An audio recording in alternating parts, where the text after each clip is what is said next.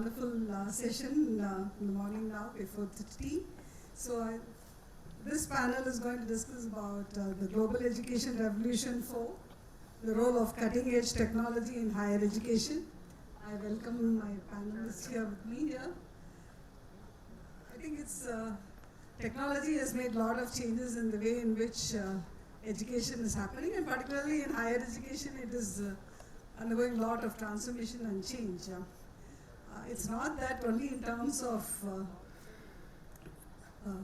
trying to bring in changes in the way you learn. I think the shift is coming more from the teacher to the student. I think nowadays we are trying to look in terms of how to make the student learn. And most of the teaching pedagogy, the teaching learning process, everything is being shifted towards how we can ensure that the learning is going to be much more enjoyable and much more flexible and much more easier. I think that's the trend that's taking place in the recent times. And we hope that there's going to be a lot of change with the evolution of technology and a lot of developments that are taking place. Being from IIT, I think I still remember initially when we came up with the National Program of Technology Enhanced Learning. At that point, we did come up with a lot of online courses where the course material is available for the students, and who wants at any point in time, they can either listen to the video or otherwise go through the sessions that was being given by various faculty members. So we did begin at that time. It was a very difficult task when we started. Now we have more than about 300 courses which we have developed, which will be useful for all the students community and the teaching community here. Now today, I think coming to this particular session now, I think I'll begin with small thing is, first I thought let us also look at in terms of how is technology basically going to have an impact on the teaching learning process.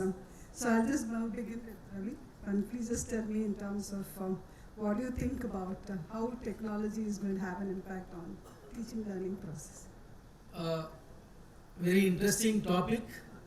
Thanks, Professor, and thanks to the organizers, Ravi, Jain, and the entire team for creating this opportunity to share our thoughts. Now, with this topic, I am reminded of an interesting movie. It says Back to the Future, where advanced technologically equipped people from the future travel to past to change the future. Now here we are the same cusp of a massive change which will perhaps take us to the older way of learning, of Gurukula. Somebody in the morning, Dr. Shetty was suggesting, education 1.0, 2.0, 3.0, 4.0 and all. We are already in the era of technology enabled or technology empowered learning. What one striking change that perhaps in future that we can witness, or as institutions which we can create leveraging on the technology, is personalization of education. Earlier, if you look at all these in the education 1.0, 2.0 and 4.0 and so on, the shift has been in modes, methods and models of learning. From an unstructured learning in a Gurukula Vasa, that is, Aranyavas, and you learn from one guru, from philosophy to your skill, whether it is archery or whether it is public policy or whatever. You learn, you get graduated when the faculty certifies or your master guru certifies that yes, you are Nishnata. You are now Nishnata in your subject. You can now go into the world. Then we got into structured way of learning where the focus was on the method and mode. Now you have a 101 mode, in classroom, lecture mode, in-person mode, and the method was lecture method, pedagogy was very limited. Now with the technology coming in, we can actually personalize the entire experience of learning and provide, instead of a structured degree, you can provide a holistic learning environment or holistic learning where the student or the learner can choose what combinations, again somebody in the morning talked about micro credentials or combinations that you can create. So it is more of providing a buffet of choices, and you can craft your plate of learning. Now I think single most change that technology can enable institutions to bring in is personalization of education, not just at curriculum level, even at evaluation level. You don't need to have a paper and pen, rote-based assessments. It can be activity-based, it can be action-based, it can be debates and discussions, it can be demonstration of skill, it can be anything which is enabled by technology again. So from curricular design to delivery method to evaluation method, all the entire spectrum of learning process and assessment can be revolutionized using the technology. That is the single point I want to make in my opening remarks. Thank you. Now I'll just request Anisha to give her perspective of what you think technology is going to have an impact on teaching learning process. Yeah. Hi all, I'm Anisha. So, I would like to start on a little lighter note because we have a lot of students here. So, remember the era where your grandparents would have said that our source of entertainment was radio. And then with time it came Doordarshans with your cable channels coming in, then Tata Sky and all the DTH boxes, and now you have all the OTT platforms, changing the entire concept of entertainment that maybe your parents and your earlier generation knew about it. So similarly, when we talk about in the education field, I would just repeat the point that he was just talking about from Gurukul to changing our education from 0.1 to 5.0 that we are today. So technology can help you identify what you want to do, because in today's generation there's so much of variety and options for these students to choose from that maybe we never had when we did our graduation and masters. We had limitations or maybe limited knowledge because there was no internet access that the way everyone, each one of you have it. Like one of the professors was saying, mobile phone, you have everything in it. Back then we didn't even have a mobile phone. When I reached my master's, that's when mobile phone had, come in. So we had very limited access, but today none of you have limited access. You can identify what you want to do, what will be the impact of the decision that, each one of you would have to take for your career. You can have access to reach out to anybody in the industry to talk to and connect to.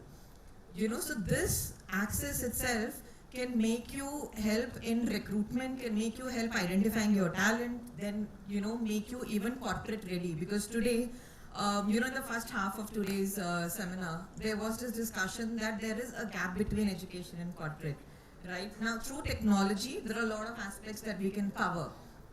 When we talk about corporate, every company, every industry works differently. Like, for example, there were discussion on digital marketing, there were discussion on data science, AI. But does not mean again, just a reference that I'm giving, it does not mean that if I am from an engineering background or currently pursuing engineering, I have to know data science or I have to know AI. It depends, do I want to know? Will it help me? Is that my area of interest? And that's where, technology comes in, where you connect with the right source of people, where you get the right piece of information and then see what you need to do from there. So that's how technology actually has, changed today's entire education field. Yeah, thank you. Maybe I'll just take up with Dr. Sivaji. How do you think higher education institutions can adapt to this influence of technological trends? Very good morning to all of you. Kalai Vanakkam. At the very outset, I would like to thank the ASMA organizers for giving me this opportunity, and all my co-panelists and my dear audience and my dear students.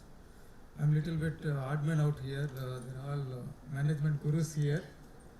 I am not exactly a management person, but I have quite a bit of experience as a Science and Technology and Research Manager at the Government of India, Department of Science and Technology for about last 25 years or so. So per se, technology explosion has taken place in our country as well as at a global level also. So definitely it has made a greater impact in every walks of life, not necessarily in the field of education, but every walks of life. So whether it is a mobile or whatever. So the way the ancient researchers used to do, and we used to contour or draw a graphs and all by hand and pencil and within a graph sheet. Now that is no more required. So we have graphic softwares or contouring software or whatever, printers and all those things. Even for the printing of the doctoral thesis also, we used to have large number of cyclostates and reduction of maps and all those things. But now everything is a click away. You can put your data in some software and it will give you a beautiful, fantastic maps or graphs or whatever it is there. So that is what exactly the technology has taken place. And we have been actually growing with technology and with knowledge.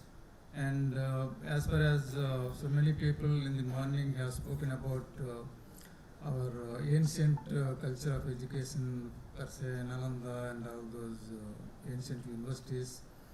I would like to talk about how the education and technology has actually go along and went and reached this level of stage now, particularly in India. We used to have the ancient universities, and then even Madras University in the early 19th century or 18th century. In 1857 itself, University of Madras and other Allahabad University are all established. And then we have series of government-owned institutes like central universities. And early 50s we have this so-called IITs where we are sitting. And then recently ISERS, Indian Institute of Science and Educational Research by Government of India. So all these transformative explosion has taken place in the field of education alongside the technology. So definitely we all appreciate the impact of technology is very much in the field of education, but nevertheless we don't need to forget our ancient knowledge, and India was actually pioneering in all kinds of aerospace technology, whether you take ancient medicines, the Saint Susruta and all people have actually done a lot. India was a country where people from all the parts of the globe used to come to India and learn something for ancient knowledge and other things. But now we are also, a lot of inter-country collaborations are happening here. And many people are actually now liking our Indian faculties and Indian students. When I was a science counselor of India to Japan in our own embassy of India in Tokyo, so when people, they like Indian students, they like, because of the training we are giving to them. I request all the students also, so the students, you not just listen to the lectures, you have to learn to ask the questions. And also prepare to find answers. You have to ask the questions which have never been answered, and also prepare to find out answers, how you can address those challenges. So there are so many things happening around us, around our state, around our country. So first, as an engineer or as a science student, you need to try to address the local issues and yet gain the global importance. That is how we have to style a learning experience. You need to try to tackle a particular issue which has greater relevance to the society and a larger interest of the country. I think during the course of time I would like to add up more on several aspects. Thank you. Thank you. Now I request Dr. Amit. Can you just tell us in terms of how do you think higher educational institutions can make optimum use of technologies such as machine learning or AI? Absolutely. Before we talk about emerging technologies around machine learning or AI, it's very important that we understand why technology is changing the role of education, or probably what is the role of education when we say technology infused education. It's very important that we understand the infusement of technology in the education industry is only to increase the efficiency.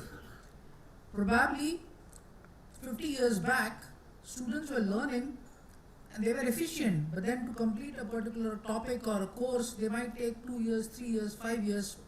Today, that speed of learning has narrowed down to micro learning segments. And the most important factor, with the help of artificial intelligence or machine learning or data, cloud, these couple of important synergies is only about increasing efficiency of learning, and the most important part is applying. It's not only about learning these days. If you are applying it correctly, then it makes sense. If you are not applying it correctly or differentiatedly or distributedly, that makes a difference. So it's very important that we choose correct applicability of the technology infused in the education segment. And every college, university, chancellor, vice chancellor, student, everybody in the academic space who are planning to, are supporting or mentoring the students or planning to grow their careers, it's very important to deep dive and identify where would they want to apply and what's going to increase the efficiency. Because efficiency is the matrix to stay throughput in the current industry and these days. Thank you. Seeing there are so many opportunities where you can apply these type of machine learning techniques, but then I think we also need to see how the institutions are really ready to make use of it. Maybe I'll have views from Sreenivasa Murthy. What do you think that to what extent higher education institutions are ready to apply or make use of these machine learning tools for learning process or in terms of pedagogy? Thank you, Professor Thenmozhi, and my panelists, and respected our Guru, Professor Amit, Professor Murthy, and dear participants. At the outset, I thank and compliment the organizers for having this important event. If you consider the Indian subcontinent, the resources available at various education institutions, only at the time of COVID, we have made some investment in technology. Otherwise, we would not have invested. Even the schools or colleges, it was a necessity. It is a necessary evil that we cannot stop education, so we have to continue the education. So, institutions were instructed to invest in technology. We've gone to the online teaching, online evaluation, online placements, online recruitment, everything online. So, when there was a need only, we are making investment. But embracing technology is very important. When you say technology cannot replace the purpose of education. The purpose of a teacher or the success of a teacher, I can say, depends on making even the average students understand the subject and creating interest in the subject. Now, the NEP says that we should focus on more on skill-based education. If you don't create skills among the students, they will not get jobs and the courses will go waste. So every course, every component, there should be a skill. Technology should enable increasing this skill and even identifying slow learners, fast learners, and can we provide some additional inputs to the slow learners, or can we really further increase the performance of bright students to get higher pay packages. So technology, artificial intelligence can provide better opportunities for us in identifying what is the trend amongst the students. Earlier we were looking at a crowd, but now there is a personalized data available.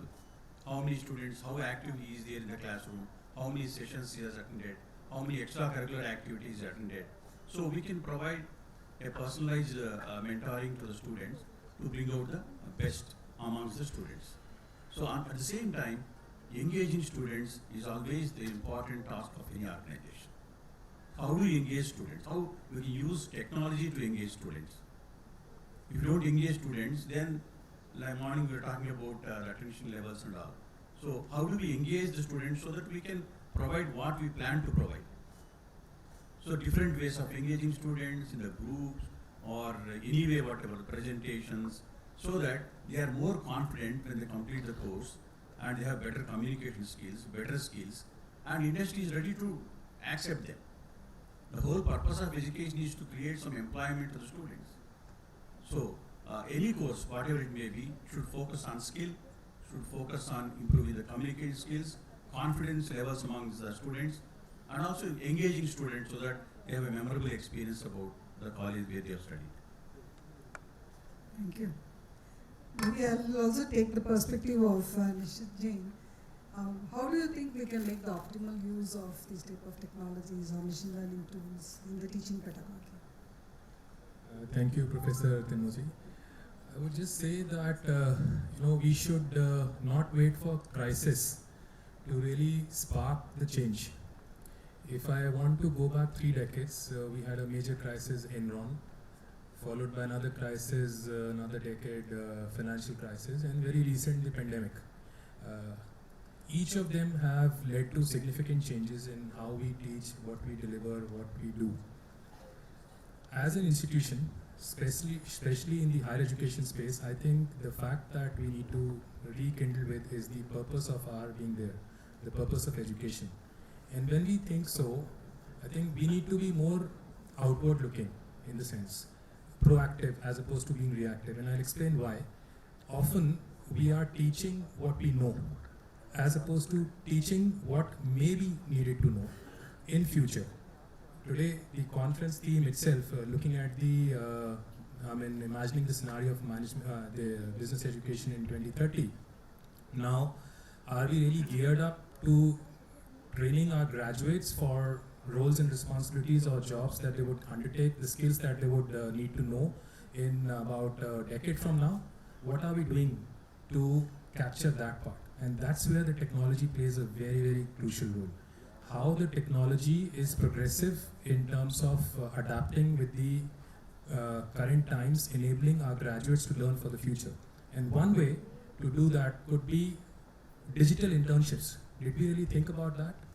I mean, today we are undermining the capacity and the capability of what the technology, recognizes and can provide for. The future may not be offices which are bricks and mortars. You are working from home or working from anywhere, WFA, whatever they call it. So what is that we are doing as institutions to bring that around? The second one, I would say that we should look at outward oriented roles. So we should be looking at something like we had the previous discussion, a mechanical engineer having an economics background, where would he apply his skills? What kind of changes can he bring to the industry? So are we putting our thoughts to that? And the third, very importantly, again, I would say is the fact that we need to look beyond just the local market. We need to create global graduates, people who have a global mindset. No longer the concerns are just of where you operate in. The countries that you operate in or the geographies that you operate in. I think digital provides that access. Hence, what I would say that technology should be leveraged to create a global framework of courses. You have the access, you have the knowledge, and you have the technology. You need to invest and bring that together. So, just to give an example, a graduate in, let's say, IIT Madras, would have an access to some of the work that is being done in a great college, let's say Berkeley or MIT, and what is the outcome of that in the industry, which is probably located in Germany or in France, and what are the ways in terms of strategic engagement of how Indian companies are going to get there. So, a holistic view of one particular situation can be linked through technology. It is possible. Using a case study from another geography, linking with students, linking with professors, linking with corporate professionals. And all of that needs to be created as a framework, as opposed to a regular framework wherein we just offering the courses. A professor walks in and teaches things which he or she has been really mastered over the last 2 or 3 decades. So technology has changed the landscape. And the last but not the least, I like to rest my case that classrooms today, you have students here and you can take a show of hands that how much are they really looking up to the professor when they walk into the classroom to know the foundation of the concept, or looking at the applied side of what they have learned through the case studies or the books before they came into the classroom. So I think the whole way that we deliver education has also changed. And this can be further illustrated by the fact that since morning we've been talking about the Gurukul, and then we came to point 2, 3, 4, and we started to use discussions in the Gurukul setting moved into the slides and then to the PowerPoints and then to case study, and later on we are talking about multidisciplinary, which is nothing but really going back to the discussion. And discussion is the most crucial, which will build our future, and technology should be sort of helping hand in enabling bring the best out of the student. Thank you. See, nowadays, as you're saying, yes, we have courses in MOOC, or a lot of virtual online courses are there, but in spite of it, how do we attract the students and then retain them in the class? I think that's another important concern. And using these type of tools and information is available freely. I think retaining the attention of the students is the most important challenge that you're going to face. Maybe I'll ask Anisha to say that how do we ensure that we retain the attention of students when we're using this type of, when so much information is available, or make use of more technology, or what is that you would like to suggest? Attention span of students, and that's a different problem altogether. But then the point is that once as a student or as a professional also, right, the minute we realize what I'm interested in. Now, for example, I'll give you my scenario. So I am born, raised in Chennai. I did my entire education, my work experience in IT companies. However, my industry used to be in HR. So I was an HR business partner in HCL and Emphasis for 9 years. I moved, for personal reasons, I moved to Gurgaon. And one simple thing, I always used to think HR business partner profile will be the same. I am not changing my country. So there is no difference in law of land. The regulation remains the same. My experience, I am now 10 plus years of experience. When I shifted to Gurgaon, I'm talking about then. But then, however, when I moved there within the same country, the culturally, culturally things are so different. How the HR world works in every company has its own culture. Then I understood, because I found a mentor for myself, right? Like how Sir was just talking about, it is about mentoring. So I found a very senior professional who was guiding me throughout my journey, identified that, Anisha, you are good in the business partner profile. However, now the profile that you see as a business operations, that has primarily come in through career mentoring. And trust me, I really think I'm excelling well individually, right? Now that comes in only after you experience. Like, you will have your family, your near and dear ones, everybody around you in your personal professional circle, giving you suggestion, advices as per their experiences, right? But for today generation students, they have a vast range. So they need to have one dedicated mentor sitting with them and making them understand that what capabilities you have, what interests you have. If this is the interest that, as a student you possess, these are the lines or these are the career opportunities that you have. Now let it be a simple question when, students are confused that after graduation, what kind of master should I take? Should I be, doing my masters from India, outside India? What kind of university should I be going into? It is not just Google search. Google search will not help. Google search has been there for at least 10-15 years now, but just Google will not help. But we need to have a right person saying that this is what you are good at, because those senior mentors are, at the end of the day, are hiring managers and decision makers of the company and the industry that each one of us wants to work in. So let it be IT, let it be education, let it be any of the management lines, or any of the streams that each one of us want to have a career in. If a senior professional there tells you the next steps that you can do, and if you have that interest, that is how you gain interest, and you follow from there, because those senior experts have seen it all, have seen zillions of students or young professionals coming out to them, let it be for interview, let it be for project guidance, let it be for internships. They know what skill set they are looking in for the candidate. They know what is the skill set that the market is asking for. That is the gap that we've been talking from morning, which is the gap between once we are in education system and then when we talk about mapping to the corporate life. So that's when the career mentor comes in, makes you understand what is your capability, your skill set, and these are the next few steps that you do. You work on it like an assignment, like a project, come back, ask for the next step. A mentoring can't be just one-time discussion of half an hour and then you're good to go for your entire life. It goes on. It just goes on. It's a lifelong learning. As you say, technology may provide you the information, but what's more important is to have discussion and mentoring. Yeah. And I think still, I think the Through the one-to-one technology, interaction is exactly. more So, ma'am, so important. through technology, what happens, like how sir was just saying, that not necessarily, as in geographically, it should not condition my access, right? Now, like how we do our personal video calls to our friends or to our family across the globe.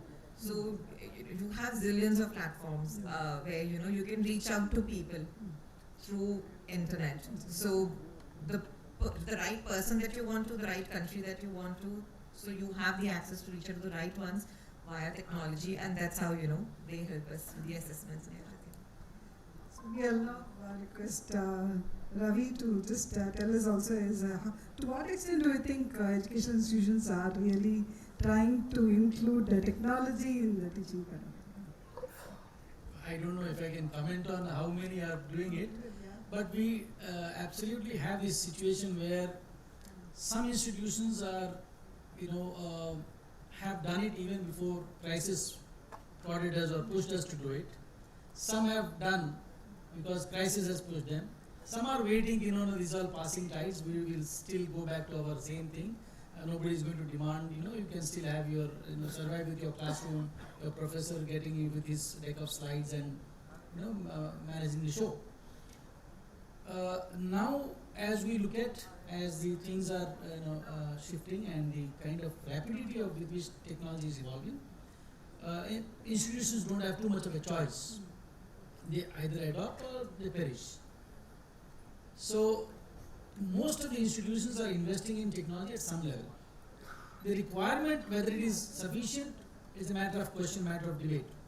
But there are campuses, there are institutions, like I can give example of my own institution, which is a new campus coming up in Greater Noida, Sparsh Global Business School. From the very conception of the idea, from the very idea itself, this is designed as a digital campus.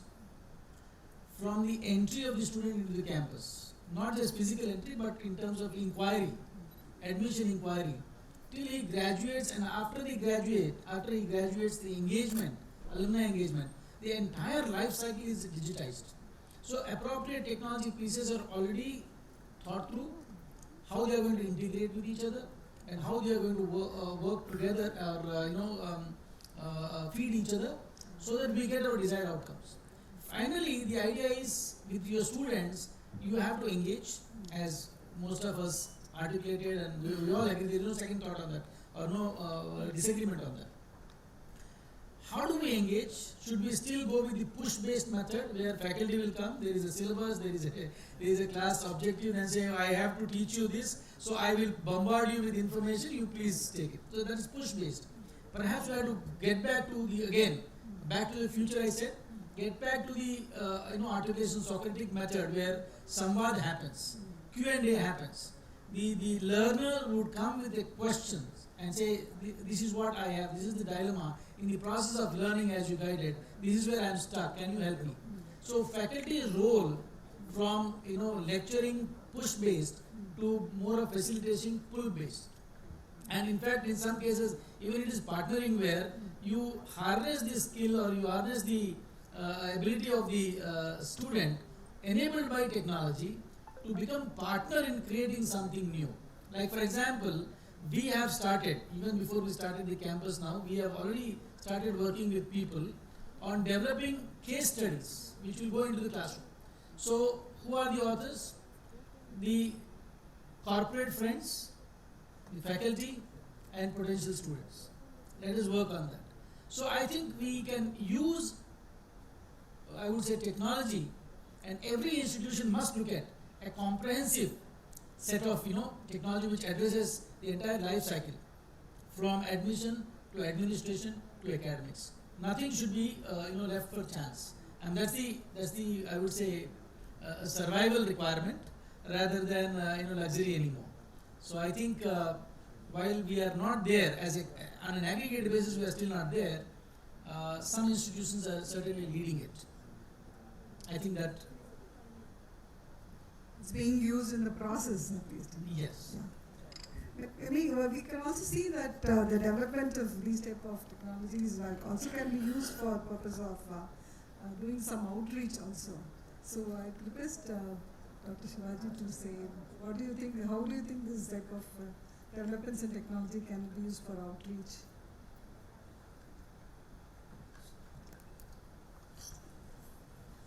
Yes, outreach needs to be there. That is the actually fundamental requirement for each one of us. So without outreach, we can never achieve anything.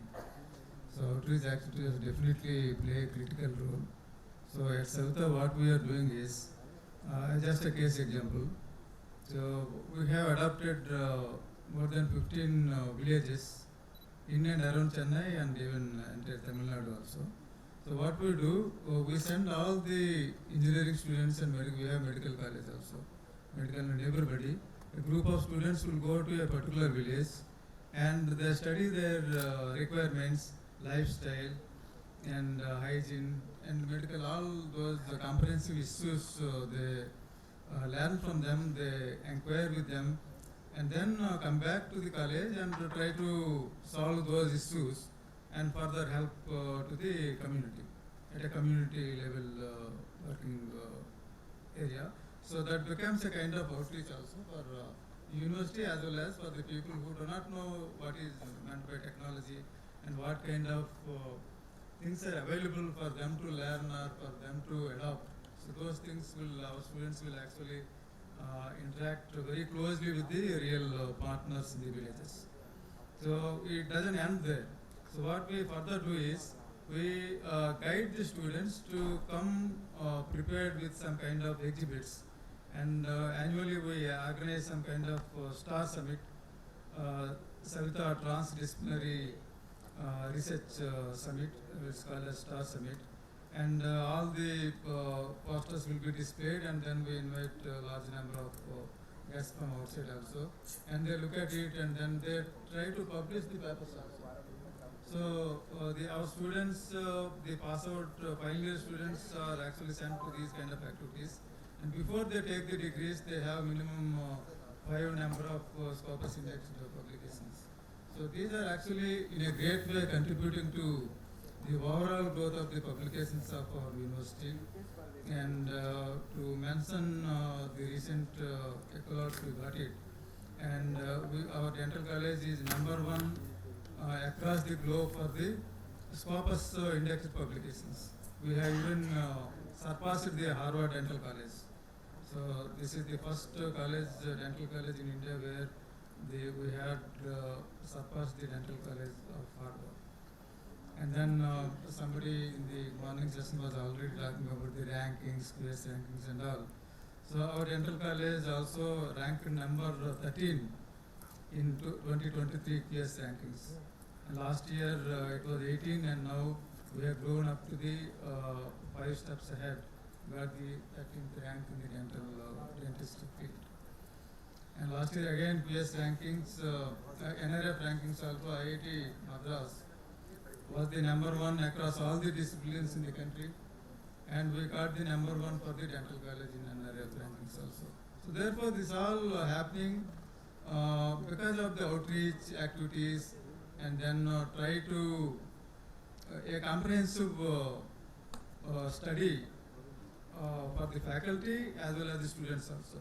We have something called CLABs. So that is particularly classroom and lab together. So what we do, our typical classroom doesn't look like what we are sitting here. It's like surrounded by all the equipments there, state-of-the-art equipments, and faculty teaches the student on the theoretical aspects. At the same time, they are exposed to the practical side of the theory. So that is what we have been doing, and this is actually giving us a lot of very positive impacts. Thank you. So good that outreach is being enabled through these type of activities, and we are also happy to know that the college is also benefited out of all these things. We will also request Nishit, can you also add on to say how technology helps higher education institutions in community building? Thank you for asking. I was just hoping that you'll touch the fact of how important is ESG, societal impact, social impact. And I think technology has really benefited on that aspect for most institutions, because in and around where they operated as an institution, I think post-pandemic, every institution has contributed to the societal development in a big way. But this has happened as a consequence of, again I'll come back and land back on the fact that we were pushed into that direction because of the pandemic or the crisis that we were in. I would rather say that how about creating a robust digital strategy? We talked about the fact that you need academic, admissions, marketing. I would go few steps further. I would say go back to the drawing board and create a robust digital strategy. I'll give you a few ideas. So one is reevaluating the models, that how we deliver, what we deliver, and why we deliver. You cannot continue to compete globally if you continue to do what you have been doing just by putting another Zoom or Teams into the delivery. That is not enough. I think the fact is, again, how we use these technologies to go out of the classroom. So that's one. It requires significant investment into technology. So you cannot continue to use the existing technology or create your own technology. You rather need to collaborate and have partnerships with the LMS providers. And this will allow you to focus on what you really do well, and at the same time be able to connect with the outside world in a very impactful fashion. So that investment need not be necessarily into creating great infrastructure, but digital infrastructure which nobody sees. It is inside, as we say, the investment in technology.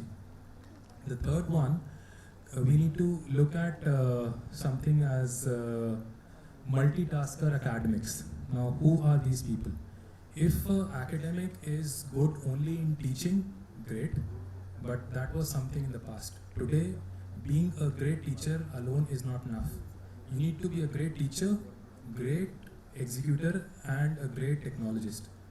Now, everybody by the human DNA cannot be great at everything. So what is that at institution that we are doing to upskill or invest in those capabilities to be built into that person? So the attitude, I would refer back to my colleagues on the panel. I mean, you are a lot in the HR side. So the skill is not just how many publications you have published, but the skill is also what is your digital readiness or your attitude towards learning, your soft skills. Each of them will play a very important role in choosing the new workforce. I would also look at the future design and the vision of university degree. Are you imparting an MBA or an engineering or a medical degree just for the sake of degree? Or what does that degree really mean to the employer, to the corporate world, to the places where you want to create an impact, to creating new opportunities, being entrepreneurial?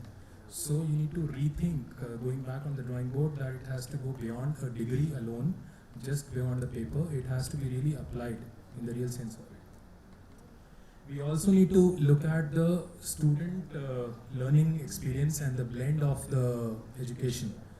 And when I say student learning experience, it has to look at not as a subordinate role, which used to be the case. The faculty has walked in, now I am junior, I have to hear, and I can't question or cross question. I think we have to work as teams. Today we learn from students as much as we teach them. So that collaborative aspect has to really come into the classroom.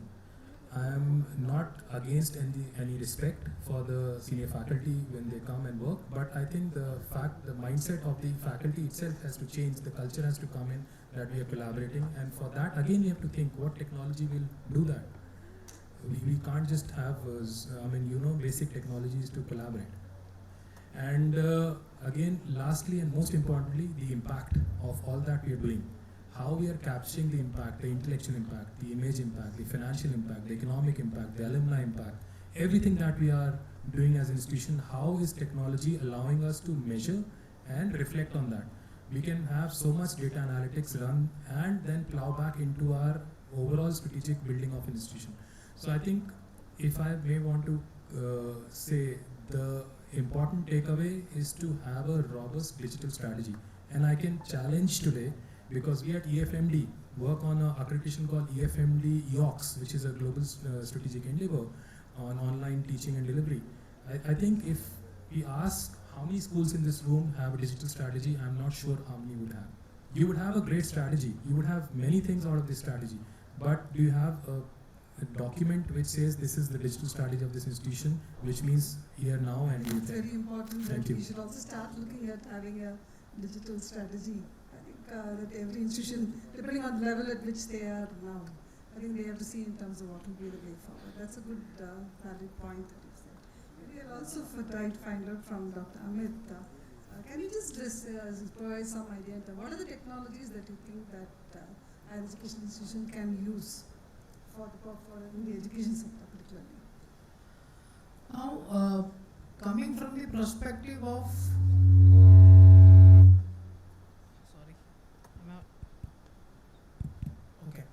So coming from the perspective of institution, technologies to be used will be domain differentiator, whether it's an institution, whether it's a corporate company. In an administration department of institution, automation from the perspective of ease of all the processes, technology can be used from the perspective of AI, bots to be implemented. From the learning delivery perspective, there could be metaverse, learning experience, assessments, which could be segmented. From the sales or branding of the institute, there would be different CRMs or go-to-market strategies which needs to be worked out. As my colleague rightly said on the digital strategy, but when we define the digital strategy, we will also have to define digital adoption strategy. Digital strategy, yes, stalwarts would be able to design based on the vision, but whether it is really implemented, executed correctly, how the user or consumer is adopting to it, that is also an important part which should be considered while defining a digital strategy, and that will make 360-degree implementation of digital in the institutions. That's really true. I think not only look in terms of having a strategy, but also to what extent they are ready to adopt also. Absolutely. And the institutions are at different levels. Absolutely. It's adoption not only from the perspective of technology, but adoption from the perspective of maybe the watchman of the university till the chairman of the university. How is it implemented, adopted, and executed? That's very important. I think it's important that we because many teachers have to be trained, apart from particularly in terms of ensuring the proper delivery. So maybe I'll also listen from Dr. Sreenivasa Murthy. Can you tell us how is your institution leveraged towards technology? Yeah, of course, one is adoption of technology, which all of us have experienced during the COVID times. But there is one negative side of this excess usage of technology. Now, in the online classes, we don't know whether he is listening or not. It is video mute and audio mute. So from one side we are giving lectures, but they are not listening. So it has had a very bad reflection on the education system. And recruiters are saying this is COVID batch. They are asking directly student, do you belong to COVID batch? That means, unfortunately, though we have invested in technology, but it was not rightly utilized, rather it is misutilized. No, we have to rectify that. For that we went to then blended mode. So that we slowly brought the students to the classroom, and some parents were reluctant to send their parents, so we continued blended mode. We have allowed students to have online classes from homes, and some students who are keen, they wanted to have the campus life. They started sending mails. We want to enjoy the campus life. So we arranged classes for them in the simultaneously students were sitting in the classroom and the students were also sitting at their homes. They were able to have the same inputs. So then afterwards, then what happened? Then everything is normal. Then slowly we got to the complete offline mode of it. So this has also badly affected the recruitment scenario. The moonlighting, we talk about it. So one student is working 2-3 companies at a time. So what we felt that always the solution for this is engaging students. So what we, in IPE we have more than 12 clubs. For every domain area there is a club, marketing club, finance club, HR club, operations. For every hobby there is a club, photography club, cultural club, then book reading club, quiz. Like that, when we have so many club activities, students are motivated to participate in that. We strongly believe that the learning not only takes place in the classroom but outside the classroom. So the last day of the session is exclusively meant for student activities, club activities. They can have a seminar, they can have a quiz, but they should be provided an opportunity. They can also have sports. We have excellent sports facilities. So last hour we are not having any regular class, so they can have their own choice. They can invite an industry person, they can just play around, or they can have a quiz, they can have any club activity. So that is giving very good results, because in the placements that is reflected as, they are able to perform well because personality development is taking place. So we have to cautiously watch what is happening and get the feedback and make changes from time to time. So technology, no doubt we have invested. Now we should know how to use this technology. At the same time, we cannot go complete offline. While using offline, to what extent we can bring technology into each and every module so that we get the benefits of technology in real sense. I think it's more important for us also to understand how technology is driving all the institutions recent times. It helps us to upgrade and also try to bring in a better learning environment for the students. But of course, I think it's not only the question of investing in technology or having a strategy in technology. We also need to understand how to adopt technology. At the same time, as it was also mentioned, that you also need to understand what is the impact of it, and sometimes mentoring or personalized interactions or discussions, all these things also matter. And I think technology is really an enabler for us to ensure that the teaching learning process can be much more effective. So every institution need to find out what will be the best thing for them, where they are, what they need to do, come up with all their own plan, and then see in terms of what should be done in the best possible way, and at the same time try to keep all the people going to be involved in terms of trying to educate them and also develop their ability to understand and use it also.